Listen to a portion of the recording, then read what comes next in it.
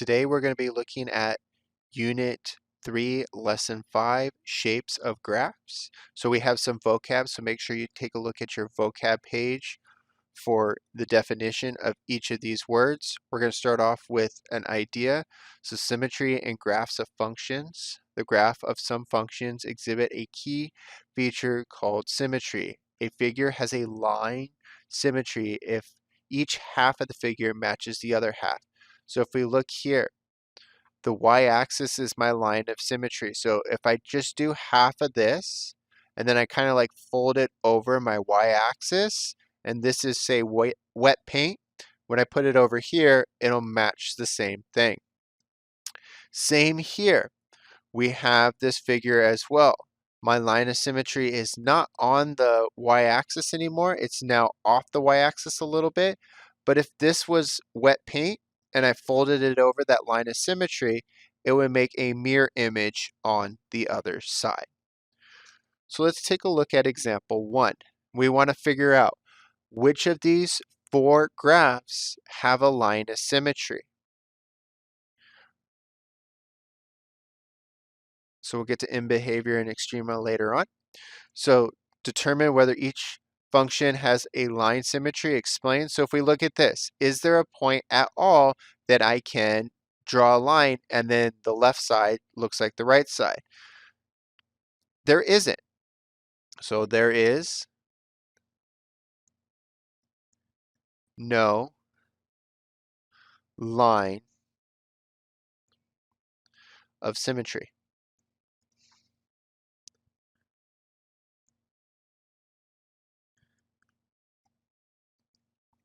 For this second one right here, looks like we have a weird looking M.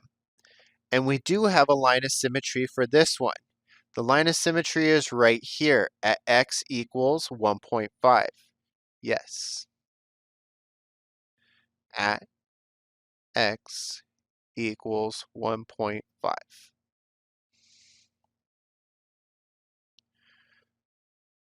For the next one, we also have a line of symmetry for this one as well. The line of symmetry is right here at -2. So yes, at x equals -2. And then for the fourth one, we don't have a line of symmetry. It looks like we kind of do, but the problem is this comes down to 2 and it doesn't go all the way back up, and then it starts coming back down again. So there is no line of symmetry.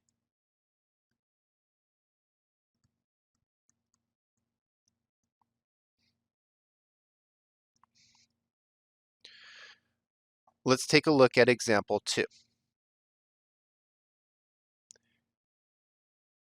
So a fountain is spraying a stream of water into the air.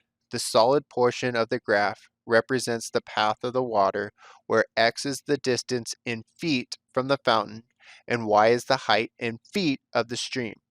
Find and interpret any symmetry in the graph of the function.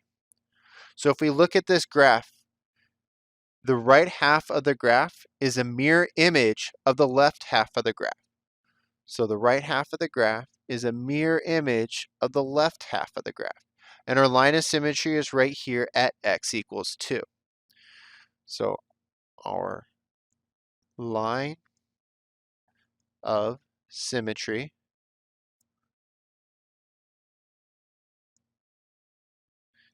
is at x equals 2. In the context of this situation, the symmetry of the graph tells you that the height of the stream of water when it is 0 to 2 feet away from the fountain is the same as the height of the stream of water when it's 2 to 4 feet. So the height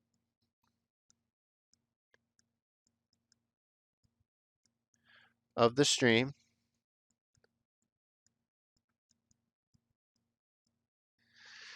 is the same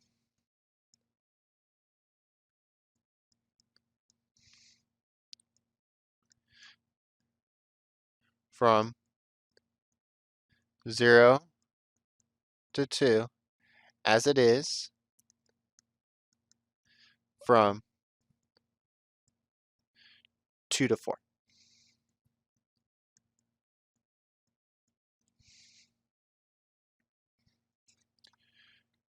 So let's take a look at example 3, but before we get to example 3, we want to come back and take a look at our notes. So our other learned behavior. So we want to look at extremas of graphs and functions. So a function is increasing when the graph goes up and decreasing when the graph goes down. An extrema is a point that is either low or high for our graph. So we have a relative min and we have a relative max. So let's go ahead and use this information to look at example number 3. So example number 3 says determine increasing and decreasing parts of the graph of the function. So determine where f of x is increasing and or decreasing. So when x is greater than 0, so that's these parts over here, the graph goes up.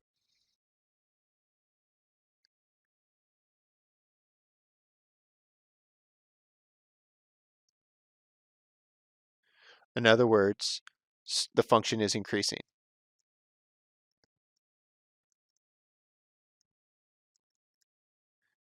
Is increasing.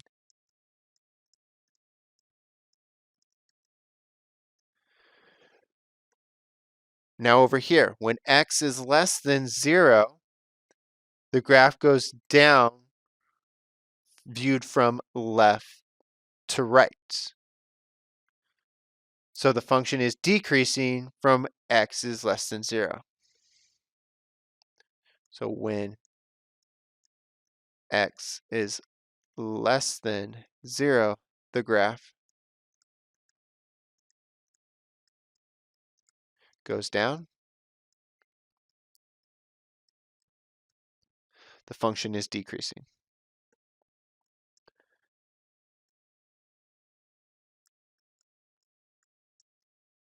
Is decreasing. All right. So when x is greater than 0, the function is increasing. When x is less than 0, the function is decreasing. For example 4, we want to determine extrema of the graph of the function. So determine the extremas of f of x. Then identify each point as a relative maximum or relative minimum. So we want our extrema.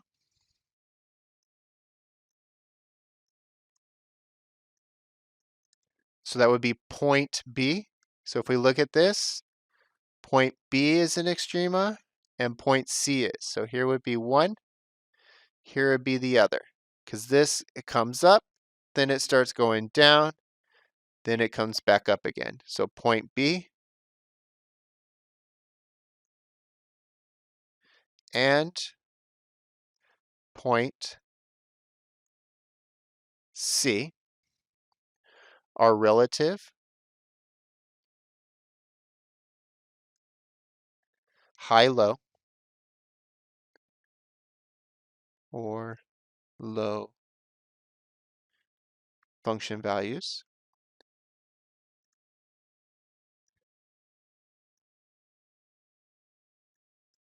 So a relative minimum.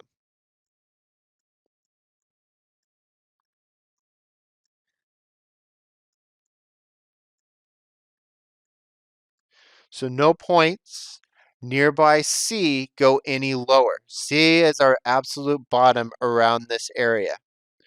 So no other points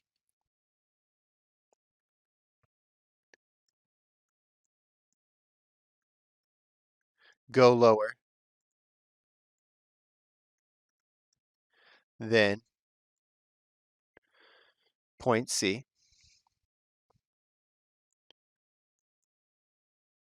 And then for a relative maximum,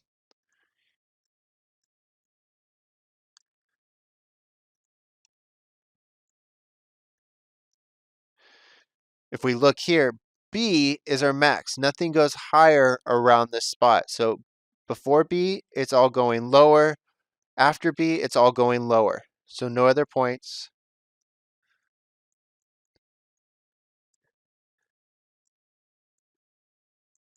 Go higher. Then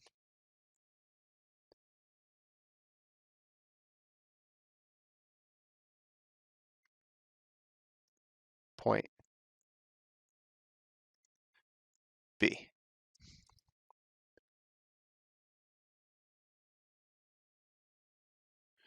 Let's take a look at example 5.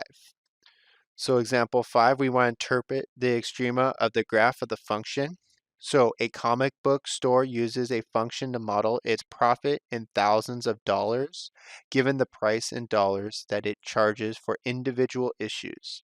Determine whether point D is a relative minimum, relative maximum, or neither. Then interpret its meaning in the context of the situation. So we're low, then we're going up, up, up, up, up, up, up. We hit point D and we start coming back down. So that means that point D is going to be a relative maximum. So point D is a relative maximum.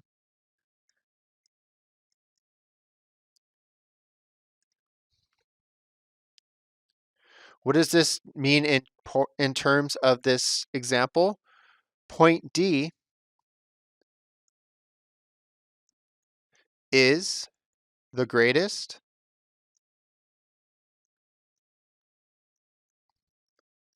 profit the store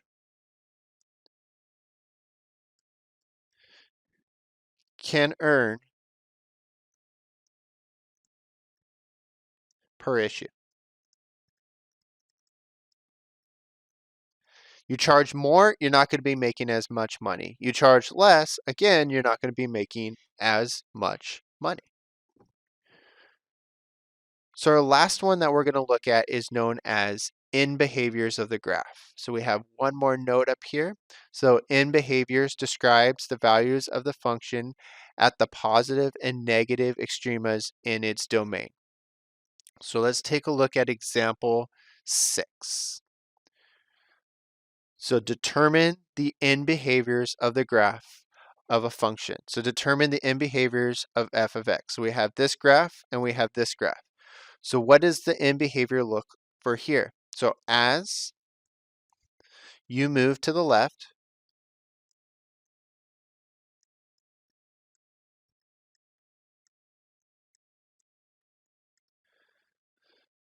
the value of y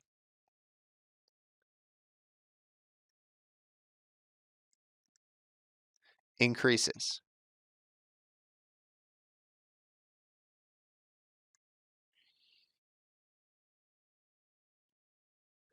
Negative.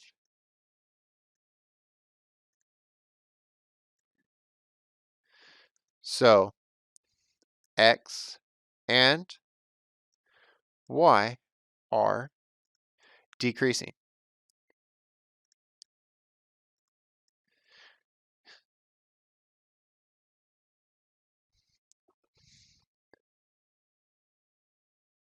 So that's a little confusing that the y value increases negative. So that means that the negative value is getting bigger.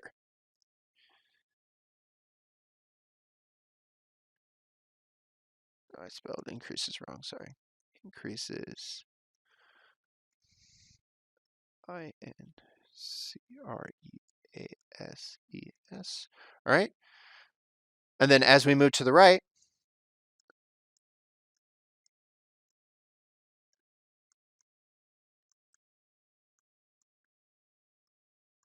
both increase, positive. All right. So for this one, as you go to the left, they're going negative. As you go to the right, they're becoming more positive. So let's take a look at our second graph. If our second graph, as we move to the left of this graph, we notice that the y values are getting negative, and so are the x values. So as we move to the left, the x and y values become more negative.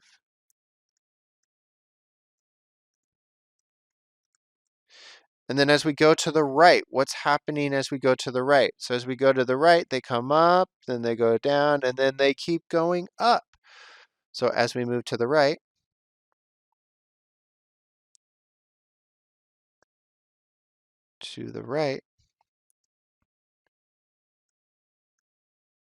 the x and y values become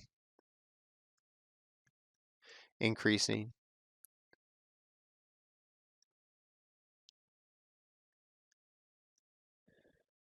Or become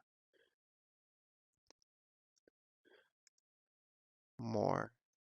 I want to stay in line with what I have here, more positive.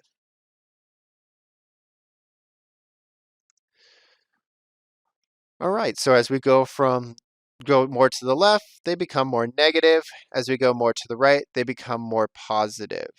So you're going to write a summary of the 3 topics that we went over today: extremas, determining the end matters of our graph, and also looking at our graph and determining line of symmetry.